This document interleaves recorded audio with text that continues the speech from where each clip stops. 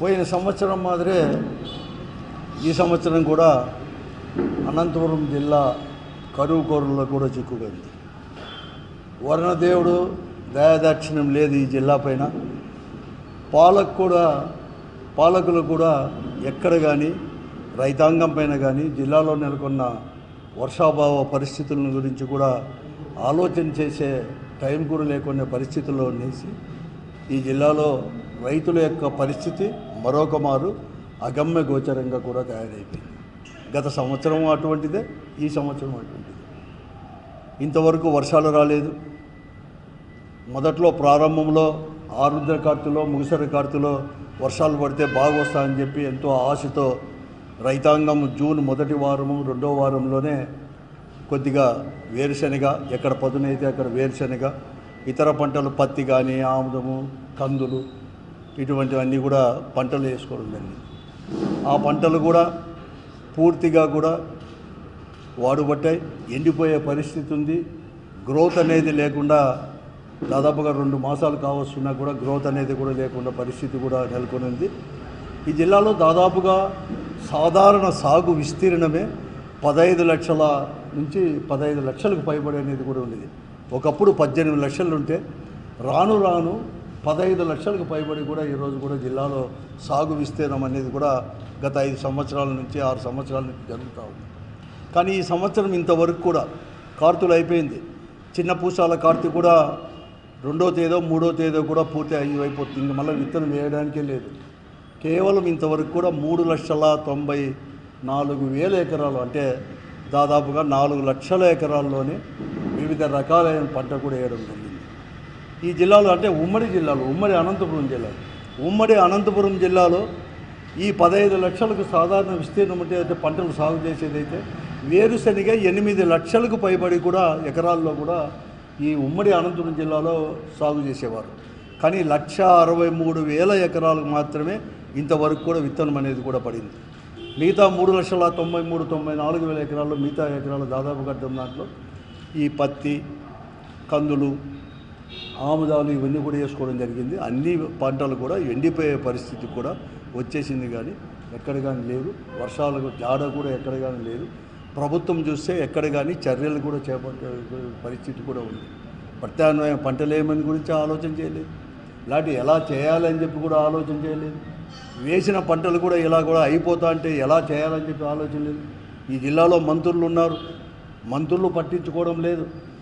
ప్రజాప్రతినిధులు అసలు ఎవరు కానీ ఎమ్మెల్యేలు కానీ ఎంపీలు కానీ అసలు రైతాంగం గురించి కానీ ఈ వర్షాభావ పరిస్థితుల గురించి కానీ కరువుల గురించి కానీ ఆలోచన చేసే టైం లేకోకుండా కూడా కాలం వెలిగిస్తున్నారు. కానీ ఎక్కడ కానీ లేదు.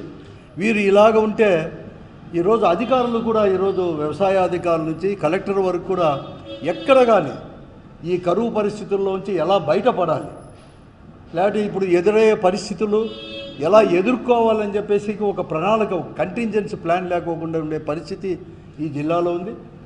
ఇటువంటి పరిస్థితి ఎప్పుడు కానీ, ఎందుకంటే కరువు అనేది అప్పుడప్పుడు వస్తున్నా కూడా అనంతపురం జిల్లాకు ఉన్నది. ఈ పరిస్థితి అంటే పాలకులు దీని గురించి ఆలోచన చేసే పరిస్థితి లేకుండేది మొట్టమొదటిగా నేను నా ప్రజా జీవితంలో ఇన్ని సంవత్సరాల నుంచి మొట్టమొదటిగా నేను చూస్తూ ఉన్నాను. పోయిన సంవత్సరం కూడా అంతే. ఎందుకంటే అందరూ అంటారు చంద్రబాబు నాయుడు గారు ఎంబడే కరువును కూడా పిలుచుకొని వస్తాడని చెప్పేసి. అసలు చంద్రబాబు నాయుడు కరువు అనేది కూడా కవల పిల్లలను కూడా అంటారు. ఆ రోజు అపర భగీరథుడు పైనుంచి గంగను తీసుకొచ్చినట్లుగా ఈయన చంద్రబాబు నాయుడు ఎప్పుడు వచ్చినా కూడా కరువును తీసుకొని వస్తాడని అంటారు. ముఖ్యంగా రాయలసీమలో ఎప్పుడు అనేవారు. ఆ పరిస్థితే పోయిన సంవత్సరం ఈ సంవత్సరం చూస్తే అర్థం కూడా అవుతా ఉంది. కానీ ఎక్కడ కానీ పట్టించుకోలేని పరిస్థితి కూడా. పోతే పని హెచ్ఎల్సీ చూస్తామంటే నీళ్ళంటే తుంగభద్ర డ్యాములో నుంచి పొంగి సముద్రం పాలవుతున్నా కూడా వీరు ప్రణాళిక లేని కారణంగా ఈరోజు వర్క్స్ అనేది కూడా కంప్లీట్ చేయడం వల్ల ఆలస్యంగా కూడా తీసుకొని రావడం జరిగింది. ఆ పరిస్థితి వారు అంటే ఎక్కడ కానీ శ్రద్ధ అనేది కూడా పాలకులు లేదని చెప్పేసి దీనివల్ల కూడా అర్థమవుతూ ఉంది. ఈరోజు ఇన్సూరెన్స్ అనేది కూడా గతంలో జగన్మోహన్ గారు ముఖ్యమంత్రిగా ఉన్నప్పుడు రైతాంగానికి భారం కలిగించకూడదని చెప్పేసి ఇన్సూరెన్సే ప్రభుత్వమే చెల్లించేది. కానీ చంద్రబాబు నాయుడు గారు ముఖ్యమంత్రి అయినాక గత సంవత్సరం నుంచి రైతులు ఏదైతే చెల్లిస్తున్నారో ప్రీమియం రైతులే చెల్లించుకోవాలని చెప్పి నిబంధన వలన గత సంవత్సరం కూడా ఎవరు కానీ కట్టలేకపోయారు. ఈ సంవత్సరం కూడా డేట్ అనేది పొడిగించినా నిన్నటితోనే అది కూడా ముగిసిపోయింది.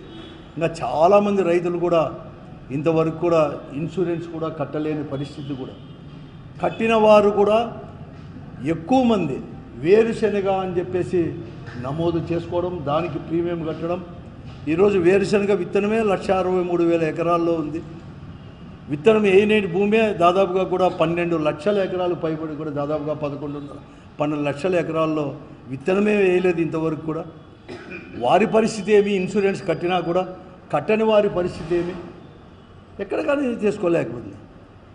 పోతే రైతులు ఏమన్నా ఆదుకున్నా అంటే గత సంవత్సరం కూడా ఒకప్పుడు జగన్మోహన్ రెడ్డి గారు ముఖ్యమంత్రిగా ఉన్నప్పుడు రైతు భరోసా కింద 13,500 వచ్చేది.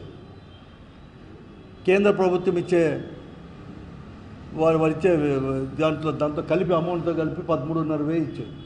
ఈరోజు చంద్రబాబు నాయుడు గారేమో ఎన్నికల మేనిఫెస్టోలో మేము 20,000 ఇస్తాం కేంద్రంతో సంబంధం లేకుండా అని చెప్పి, ఎన్నికలు అయిపోయిన తర్వాత కలిపి ఇస్తాము 20,000 అని చెప్పినా కూడా గత సంవత్సరం పూర్తిగా కూడా ఇవ్వలేకపోయారు. ఒక పిఎం కిసాన్ దాని కింద వచ్చే 6,000 తప్ప రైతు రాష్ట్ర ప్రభుత్వం నుంచి వచ్చేది కూడా పూర్తిగా కూడా రైతులకు ఎగనామం పెట్టేశారు. ఈ సంవత్సరం కూడా ఇస్తారేమో అనుకుంటే ఇదిగో అదుగో అని చెప్పి కేంద్రాంతో ముడిపెడతా ఉన్నాడు. మళ్ళీ ఈకేవైసీ చేసుకోండి అంటున్నాడు. తర్వాత ఎన్పిసిఐకి లింకే కాలేదని చెప్పి చాలామంది చెప్తున్నారు. ఇంతవరకు కూడా ఎక్కడ కానీ ఇంకా ఇప్పుడు లింకే కాలేదు ఎన్పిసిఐ కంటే ఎప్పుడు లింక్ చేసుకుంటారు, ఎలా రైతులను ఆదుకుంటారు అనేది కూడా ఇంతవరకు ఎవరు కానీ అధికారులు కూడా చెప్పలేకపోతున్నారు. ఇదే జగన్మోహన్ రెడ్డి గారు ముఖ్యమంత్రిగా ఉన్నప్పుడు 5 సంవత్సరాలు కూడా ఈ రాష్ట్రంలో దాదాపుగా కూడా ఇదంతా కూడా 13,500 ప్రతి రైతుకు 53,74,000 మందికి, అంటే more than nearly about 54 lakhs రైతాంగానికి అనేది కూడా ఆ రోజు కూడా రైతు భరోసా కింద ఇస్తూ ఉంది. కానీ ఇంత 53 లక్షలకి కేంద్ర ప్రభుత్వం రాష్ట్ర ప్రభుత్వం ఇస్తూ ఉంటే ఆ రోజు, ఈరోజు కేంద్ర ప్రభుత్వం మాత్రం ఇస్తే అది 48 లక్షలకి, అంటే దాదాపుగా 4-5 లక్షల మంది తీసేస్తారు. ఈ ఒక్క అనంతపురం జిల్లాను జగన్మోహన్ రెడ్డి గారు ముఖ్యమంత్రిగా ఉన్నంత వరకు కూడా రైతాంగానికి 5,74,000 మందికి ఈ జిల్లాలో, ఉమ్మడి అనంతపురం జిల్లాలో 5,74,000 మందికి ఆ రోజు అది రైతు భరోసా ఇచ్చేవారు. ఈరోజు ఎంతమందికి ఇస్తారో కూడా తెలియదు, ఎవరికి ఇస్తారో కూడా తెలియదు. ఇంకా ఎన్పిసిఐ కాలేదంటున్నారు, ఈకేవైసీ లింక్ కాలేదంటున్నారు, ఈకేవైసీ కూడా కాలేదంటున్నారు. రాష్ట్రం ఈ పరిస్థితి ఏమనేది కూడా ఇంతవరకు కూడా అర్థం కాని పరిస్థితి. ఈరోజు కూడా హెచ్ఎల్సీ కింద చూస్తే నీళ్ళేం రాలేదు. ఒకవేళ నీళ్ళు అనేది అక్కడక్కడ వచ్చేసి ఏదైనా నాట్లు వేసుకుందామంటే ఫర్టిలైజర్స్ విచిత్రంగా బ్లాక్లో అమ్ముతున్నా కూడా అడగలేని పరిస్థితి. నేనే 2 మాసాల కిందటే ఈ ఎరువుల గురించి ప్రైవేటు వ్యాపారస్తులు ఎక్కడ కానీ దించుకోలేదని చెప్పేసి 2 మాసాల కిందటే ప్రభుత్వానికి నేను చెప్పినాను. ఇదే పత్రికా సమావేశాన్ని కూడా ఏర్పాటు చేసి ఇక్కడే. కానీ ఈరోజు చర్యలు తీసుకోలేదు. యూరియా ఎక్కడ కానీ లేదు. ఎందుకంటే అక్కడెక్కడ మిరపేసినా, కాలువల కిందనో బోర్ల కిందనో మిరపేసినా, వరి నాటినా ఈరోజు యూరియా అంటే బ్లాక్లో తీసుకొని పోయి ఎక్కువ ధర చెల్లించి తీసుకునే పరిస్థితి. లేకుంటే అక్కరకు లేని ఫర్టిలైజర్స్ కొంటే యూరియా ఇస్తామని చెప్పే పరిస్థితి, కండిషన్ చెప్పే పరిస్థితి. నియంత్రణే లేకుండా పోయింది. ఈరోజు అధికారులు కావచ్చు, ప్రైవేటు వ్యాపారస్తులందరూ కూడా కుమ్మక్కైనారు. ఫర్టిలైజర్స్ కుమ్మక్కైపోయి రైతాంగాన్ని ముంచుతూ ఉన్నా కూడా ఎక్కడ కానీ ఆదుకోలేని పరిస్థితి కూడా ఉంది. విచిత్రంగా బోర్లన్నీ కూడా ఈరోజు ఎండిపోతున్నాయి. దినదినానికి బోర్లలో నీళ్లు, గ్రౌండ్ వాటర్ కూడా డిప్లేట్ అయిపోతున్నాయి, తగ్గిపోతున్నాయి. ఎక్కువ హార్టికల్చర్ ఎక్కువ మన జిల్లాలో కూడా, వారి పరిస్థితి కూడా అగమ్యగోచరంగా కూడా తయారైపోయింది. లక్షలు పెట్టుబడి పెట్టి అంతా కూడా దెబ్బతినే పరిస్థితి కూడా వచ్చేసింది. నేను గ్రామాలకు పోతూ ఉన్నాం, చాలామంది మా వాళ్ళు కూడా ఈరోజు బాబు షూరిటీ మోసం గ్యారంటీ కార్యక్రమంలో గ్రామాలకు వెళ్తూ ఉంటే వారు చెప్తా ఉన్నారు, మాకేం రాలేదు. రైతు భరోసా అంటే అన్నదాత సుఖీభవన్ పేరు మార్చిరి, అది రాలేదు. నీళ్లు రావడం లేదు, బోర్లు చూస్తుంటే ఎండిపోతాండాయి, రిగ్గులు చూస్తుంటే రేట్లు పెంచేసినారు అడుగడుగు కూడా. ఒక రిగ్గు ఒక గ్రామంలోకి వస్తే చాలామంది మననే నార్పల మండలానికి పోతే ఒక గ్రామంలోకి ఒక రిగ్గు వస్తే నెలైనా ఇంకా బయటికి పోయే పరిస్థితి లేదు, ఒకరు పోతే ఒకరు అట్లే చేసుకునే పరిస్థితి. ఇటువంటి పరిస్థితులు ఉన్నా కూడా ప్రభుత్వం అనేది కానీ ఎక్కడ కానీ పట్టించుకోలేని పరిస్థితి కూడా ఈరోజు కూడా ఉంది. కాబట్టి ఇప్పుడైనా కానీ జిల్లాలో ఉండే మంత్రులు కావచ్చు, ప్రజాప్రతినిధులు అందరూ కూడా రండి, వ్యవసాయం పైన కూడా రివ్యూ చేసుకోండి, కంటింజెన్సీ ప్లాన్ అనేది కూడా తీసుకొని రండి. ఇన్సూరెన్స్ చేసుకోవాలనేది డేట్ నిన్నటితో అయిపోయింది, మళ్ళీ యొక్క పరిస్థితి ఏమి, చేసుకున్న వారి యొక్క పరిస్థితి ఏమి. పోయిన సంవత్సరం కూడా కరువు ఇంత పెద్ద పరిస్థితులు ఉన్నా కూడా మీరు అనేది కూడా ఖరీఫ్ కావచ్చు, రబీ కావచ్చు, 24-25 ఖరీఫ్ రబీ 2 దాంట్లో మీరు ఇన్సూరెన్స్ ఇవ్వలేదు, ఇన్పుట్ సబ్సిడీ ఇవ్వలేదు. ఈ సంవత్సరం కూడా మీరు అదేగా చేస్తారా అని చెప్పి నేను అడుగుతాను. ఐఏబీ మీటింగే ఇంతవరకు జరగలేదు, ఎక్కడ చూసినా గ్రౌండ్ వాటర్ ఇంత కూడా ఉంది. కాబట్టి వెంటనే నీళ్లు ఉన్నా కూడా నీళ్ళు ఇవ్వలేని పరిస్థితి, తెచ్చుకోలేని పరిస్థితి. ఏమైనా మాట్లాడితే చాలు, ఎవరైనా కానీ రైతుల గురించి మాట్లాడినా, ప్రజా సమస్యల గురించి మాట్లాడితే చాలు, ప్రతిపక్ష పార్టీల్ని వాళ్ళకు వచ్చేసి దూషించడమో, మళ్ళీ కూడా విమర్శించడమో, వ్యక్తిగతంగా విమర్శించడమో, లేకుంటే వర్కర్స్ అందైతే ఏదో కేసు పెట్టి, తప్పుడు కేసు పెట్టి జోబు చేసుకునే పరిస్థితి ఉంది. ఇటువంటి పరిస్థితి, దారుణమైన పరిస్థితి ఎప్పుడు చూడలేదు. జిల్లాలో గతంలో జగన్మోహన్ గారు ముఖ్యమంత్రిగా తీసుకున్న సంక్షేమ కార్యక్రమాల వల్ల అసలు వలసలు, ఒకప్పుడు రైతాంగము, రైతు కూలీలు అంతా కూడా ఈ జిల్లా నుంచి వలసలు పోయి ఇతర రాష్ట్రాలకు పోయేవారు. అది తగ్గిపోయింది. ఎస్పెషల్లీ కరోనా వచ్చిన తర్వాత, వెనక్కి వచ్చిన తర్వాత ఆ ప్రభుత్వం ఇస్తున్న సంక్షేమ కార్యక్రమం వల్ల గ్రామాలు విడిచిపెట్టి అక్కడే ఉండే ఉపాధి హామీ కింద పనులు పెట్టడం కానీ ఇవన్నీ కూడా చేస్తారు. ఈరోజు మళ్ళీ కూడా అటువంటి పరిస్థితి ఈరోజు కూడా వచ్చే పరిస్థితి కూడా ఈరోజు కూడా ఉంది.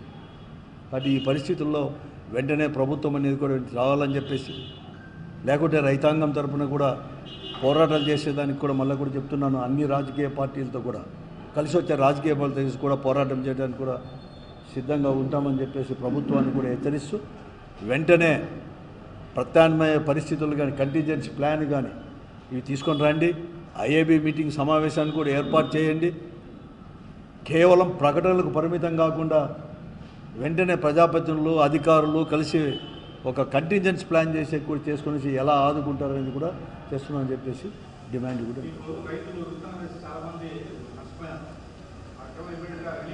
అవును, ఇమ్మీడియట్గా రిలీఫ్ అయ్యేలా. ఇంకోటి విపత్కరమైన పరిస్థితి ఏమంటే, ఈరోజు ఈకేవైసీ కింద కానీ పంట అనేది కూడా ఏ పంట వేసినారని చెప్పేసి, ఏ పంటకు పెట్టినామని చెప్పి ఇన్సూరెన్స్ అనేది కూడా చేసుకున్నారు. ఈరోజు కొంతమంది అయితే ఆ పంట వేయలేని ఏ పంట వేయలేని పరిస్థితి, కొంతమంది వేసినా కూడా ఎండిపోయే పరిస్థితి. ఆ నష్టాన్ని ఎట్లా పూరిస్తారు, ఈవేళ చేస్తారు అని చెప్తున్నాను. నేను మొన్ననే దీనికి గుత్తి దగ్గరికి వెళ్ళాను. గుత్తిలో ఆముదం వేశారు. అవి ఆముదలు వచ్చేసి కనీసం ఒక 2 మీటర్ల వేసిన వస్తేనే అదంతా బాగా వచ్చేసింది. ఈ కనీసం ఒక అడుగు కూడా లేని పరిస్థితి, 2 నెలలైనా కూడా అడుగు కూడా పైకి లేదు. ఆ పరిస్థితి అనేది కూడా ఆముదం ఇవన్నీ కూడా ఉంది పరిస్థితి. కాబట్టి వెంటనే ఇలా ఆదుకోవాలి. ఎలా చేయాలి, ఏం కథ, ఈ నష్టాన్ని ఎలా పూరిస్తారు ప్రభుత్వం అనేది చెప్పాల్సిన అవసరం ఉంది. బహిరంగంగా చెప్పాల్సిన అవసరం కూడా ఈరోజు కూడా ఉంది. ముఖ్యమంత్రి గారు ఏదో 24 గంటలు ఈ ప్రభుత్వం వచ్చినప్పటి నుంచి 2 సంవత్సరాల నుంచి కేవలం రాజధాని లేకుంటే తీసుకొని రావడం అసలు ఎలా తీసుకొని వస్తారు? అసలు మీరు ఇన్పుట్ సబ్సిడీ లాస్ట్ ఇయర్ది ఏం చేస్తారు? ఈ సంవత్సరం కూడా రైతు భరోసా అంటే మీరు వచ్చేసి అన్నదాత సుఖీభవ అన్నారు. దాని పరిస్థితి ఎలా చేస్తారు, ఎలా ఇస్తారు? ఎందుకంటే మీకు అందరూ కూడా ఎట్లా తగ్గించాలనేదే ఈ గవర్నమెంట్ దగ్గర ప్లానింగ్ వచ్చేసి, అధికారులు కూడా ఏమంటే ఏదైతే పథకాలు ఉన్నాయో ఆ పథకాలను ఎలా తగ్గించాలని. అంతెందుకు మొన్ననే అమ్మఒడి అంటే తల్లికి వందనం ఇచ్చేశారు. ఎంతమందికి అర్హులు ఉన్నా కూడా చాలామందికి అనేది రాకుండా, అంటే తగ్గించడమే ఒక పనిగా పెట్టుకున్నారు. ఇక్కడ కూడా నేను చెప్తాను కదా, 53,74,000 మందికి ప్రతి సంవత్సరం కూడా రైతు భరోసా ప్రతి సంవత్సరం ఈ రాష్ట్రంలో ఇచ్చేవారు. ఈ అనంతపురం ఉమ్మడి అనంతపురం జిల్లాలో కూడా 5,73,74,000 మందికి ఇచ్చేవాళ్ళం మేము.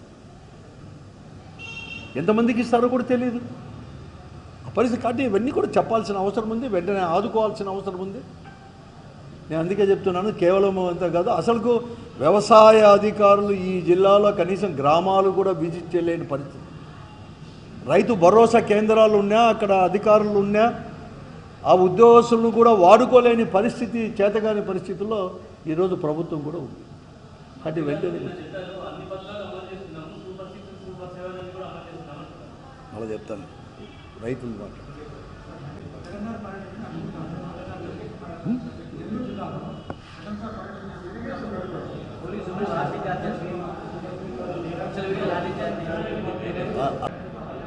ఇప్పుడు జగన్ ఈ ప్రభుత్వానికి కానీ పోలీసు వాళ్ళకి కానీ డిపార్ట్మెంట్కి అంతా కూడా జగన్ బయటికి వస్తానాడంటే, అంటే ప్రజల దగ్గరికి పోతాడంటే సింహమ్మ కనబడుతున్నాడు ఈ ప్రభుత్వానికి. అంత భయపడిపోతున్నారు.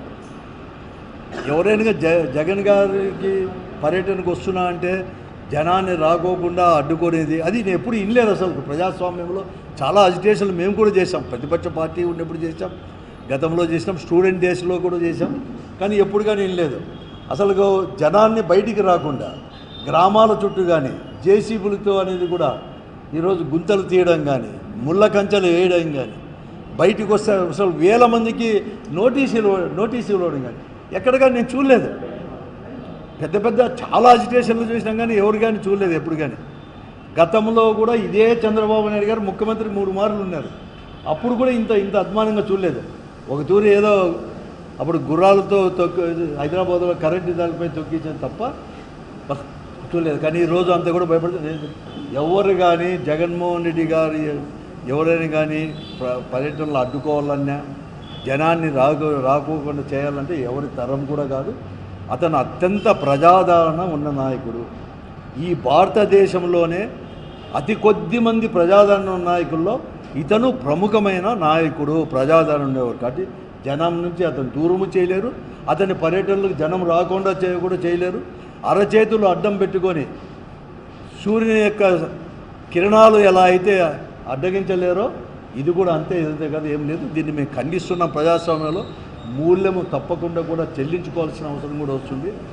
నేను వ్యవస్థలు అనేది కూడా చేతిలో పెట్టుకొని ఇవన్నీ చేస్తున్నాను. ఈరోజు నేను చెప్తున్నాను, పోలీసు వ్యవస్థకు కూడా, రెవెన్యూ వ్యవస్థకు చెప్తా ఉన్నాను, మీరు ఇండిపెండెంట్గా యాక్ట్ చేయండి. మీరంతా కూడా ఐపీఎస్ ఐఏఎస్ ఆఫీసర్లు, మీరు వాళ్ళ చెప్పు చేతులు లేకపోతే భవిష్యత్తు కూడా ఎలా ఉంటుందో కూడా చేసుకోండి. మీకు మంచిది కాదు పోలీసు వాళ్ళకు కూడా అని చెప్పి నేను హెచ్చరిస్తున్నాను. ఎవరి తరం కాదు, తప్పకుండా కూడా వస్తారు త్వరలో.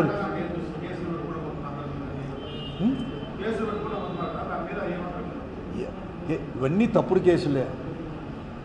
ఇప్పుడు ఇన్ని రోజులైంది సిట్ అనేది వేసి, సిట్ అనేది కూడా ఇంతవరకు హైకోర్టే కామెంట్ చేసింది. ఇంక ఎన్ని రోజులు మేము బెయిల్ అనేది కూడా ఇవ్వకుండా పోతాము.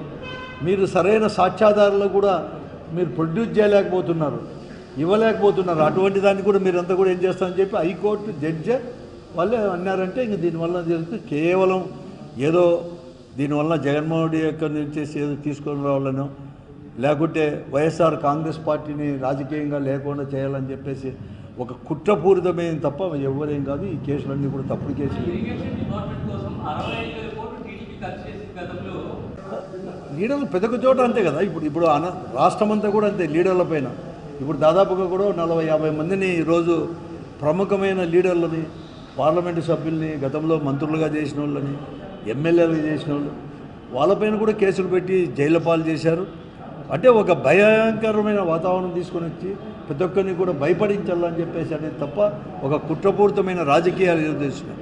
ఈరోజు జగన్మోహన్ రెడ్డి గారు వస్తున్నారంటే, ఈరోజు జరుగుతున్న పరిస్థితులు తీస్తున్నారంటే, ఈరోజు భారతదేశం అంతా కూడా విస్మయం అనేది కూడా ప్రకటిస్తూ ఉన్నారు. రాజకీయం ఎక్కడా లేదు. ఇదంతా కూడా ఇంత భయపడాలా అని చెప్పేసి ఓ దిక్కేమో తెలుగుదేశం వాళ్ళు వీళ్ళంతా మంత్రులంతా కూడా అంటున్నారు, పులివెందుల ఎమ్మెల్యే 11 మంది ఎమ్మెల్యే అంటున్నారు. మళ్ళీ పులివెందుల ఎమ్మెల్యే బయటకు వస్తే ఎందుకు మీకు అంత భయం అని అడుగుతాను. ఎందుకు చంద్రబాబు నాయుడు గారిని, లోకేష్ గారిని, పవన్ గారిని నేను అడుగుతాను, ఎందుకు పులివెందుల ఎమ్మెల్యే పులివెందుల ఎమ్మెల్యేనే కదా, బయటకు వస్తే మీకు ఎందుకు అంత భయం? మాకు వచ్చింది 11 సీట్లే కదా.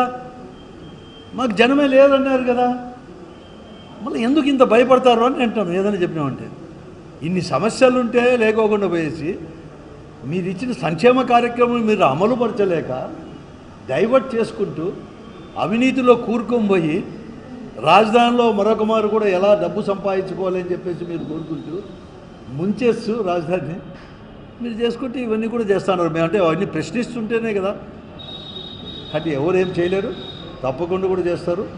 ఇదే కనుక చేస్తే అసలుకు పరిపాలన కూడా చేసుకోలేని పరిస్థితి, ప్రజలే తిరుగుబాటు చేస్తారు. యాప్ అనేది కూడా ఇప్పుడు అందరికీ కూడా అందుబాటులోకి తీసుకొచ్చేసారు. ముఖ్యంగా పార్టీ కార్యకర్తలు కావచ్చు, లేకపోతే జనానికి కూడా ఎవరైతే అన్యాయంగా ఈ పోలీసు వారు కానీ లేకపోతే అధికారులు కానీ అన్యాయం చేస్తే వెంటనే ఆ అధికారి పేరుతో సహా ఏమి జరిగింది అని చెప్పేసి అన్నీ కూడా డీటెయిల్స్ కూడా పెట్టమని చెప్పేసి తప్పకుండా కూడా ఇవన్నీ కూడా కౌంట్ కూడా అవుతాయి. ఎందుకంటే వాళ్ళే దారి చూపించారు. ఇవన్నీ కూడా అర్థం చేసుకోవాల్సిన అవసరం ఉంది. ముఖ్యంగా పోలీసు వ్యవస్థ కూడా అర్థం చేసుకోవాల్సిన అవసరం ఉంది. ఈరోజు డీజీపీ వాళ్ళంతా కూడా అసలు సిగ్గుతో డిపార్ట్మెంట్ తల దించుకోవాల్సిన అవసరం కూడా. ఇక్కడ కానీ అసలు మేము కూడా మీటింగులు పెట్టుకోకూడదు అంటారు, నియోజకవర్గాలకు రానియద్దు అంటారు. ఈ వ్యవస్థ ఎక్కడ కానీ లేదు. తప్పకుండా కూడా అన్ని దానిపైన కూడా ప్రజా సమస్యలతో పాటు ఈ సమస్య పైన కూడా పెద్ద ఎత్తున కూడా వైఎస్ఆర్ కాంగ్రెస్ పార్టీ పెద్ద ఎత్తున పోరాటాలు కూడా చేస్తుంది.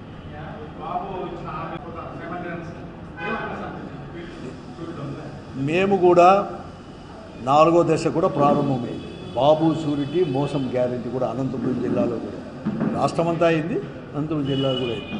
మొదటి దశ జిల్లా స్థాయిలో ప్రారంభం చేశాం, 2వ దశ నియోజకవర్గంలో చేశాం, 3వ దశ మండల స్థాయిలో ప్రారంభం చేశాం. పెద్ద ఎత్తున హాజరైనారు మా పార్టీ కార్యకర్తలు. 4వ దశలో 23, 24వ తేదీ నుంచి ఈ జిల్లాలో మరి ముఖ్యంగా అనంతపురం అర్బన్లో కూడా ప్రతి ఇంటికి కూడా ఆ రోజు గడప గడపకు మన ప్రభుత్వం ఎలా పోయినామో ఈరోజు మా పార్టీ కార్యకర్తలు స్థానిక నాయకులు ప్రతి ఇంటికి పోయి ఈ హామీల గురించి వారికి జరిగిన నష్టాన్ని గుంటే వారికంటే ముందే వారే చెప్తాను, మాకు ఇంత నష్టం జరిగింది, కరువు, స్మార్ట్ మీటర్ల దగ్గర నుంచి ప్రతి ఒక్కటి కూడా మాకు చెప్తా ఉన్నారు. ఎంత నష్టపోయినాం, ఏమి కథ, అర్హతలు ఉన్నాయి కూడా రాలేకపోయినాం అని చెప్పేసి మాకు మతికి చేస్తా ఉన్నారు సార్. వీళ్ళైతే ఈ పొద్దు కూటమిలో 3 పార్టీలు అనేది ఉన్నాయి, 2 పార్టీలు దీంట్లో పార్టిసిపేషన్ లేదు. మంచి ప్రభుత్వం అనేది కేవలం తెలుగుదేశం పార్టీ వారు ఆ శాసనసభ్యులు ఏదో కొన్ని ఇళ్ళు చూడడము, మాకు వస్తున్న న్యూస్ ప్రకారం వెంటనే పోవడము, 2 పత్రికా ప్రకటనలు ఇవ్వడము, జగన్ గారి పైన ఇవ్వడము, ఇంటికి పోవడమే తెలుస్తుంది. అదే కాదు తెలుస్తుంది కదా. కాబట్టి ఎక్కడగా లేదు, ప్రజలు ఇప్పటికే కూడా గ్రహించారు. అవకాశం అనేది రావాలి అంతే ప్రజలకు, కానీ వారి కనుక గుణపాఠం చెప్పడానికి కూడా సిద్ధంగా కూడా ఉంది. కానీ మేము ఎందుకు చెప్పామంటే వారు చేస్తున్న అన్యాయాలు ఇంకా కూడా ప్రభుత్వం అనేది కూడా మళ్ళీ మారిన తర్వాత మళ్ళీ కూడా మర్చిపోతారేమని మర్చిపోకుండా అవన్నీ కూడా యాప్లో అనేది కూడా భద్రపరచాలని చెప్పేసి యాప్లోకి పంపించండి అని చెప్పి రికార్డ్ చేసుకోవడానికి మేము చేస్తాము. ఎవరు ఏం అన్యాయం చేసినారని చెప్పి భవిష్యత్తులో వాళ్ళకంతా కూడా అధికారం మార్పిడి జరిగిన తర్వాత ఇవన్నీ కూడా చెప్పి వారికి ఏవి శిక్ష కూడా అర్హులు అని చెప్పి చెప్పడానికే మేము తీసుకొని వచ్చేసాం. వారి మాదిరి ప్రజాస్వామ్యాన్ని అణచడానికో లేకపోతే ఎవరైతే మాట్లాడితే ప్రజా సమస్యల గురించి మాట్లాడితే వారిని వచ్చేసి ఏదో రకంగా వారి నోరు మూపించడానికి, వారు గొంతు నొక్కడానికి ఆ యాప్ అనేది కూడా ఉపయోగపడడానికి కాదు. మేమంతా కూడా కాదు, మేము ప్రజాస్వామ్య పద్ధతిలోనే ఇప్పుడు ఆ యాప్ని తీసుకొని వచ్చేసాం. యాప్లో రిజిస్టర్ కూడా చేయమని చెప్పినాం, దాంట్లో ప్రకారం కూడా మేము పోతున్నాం.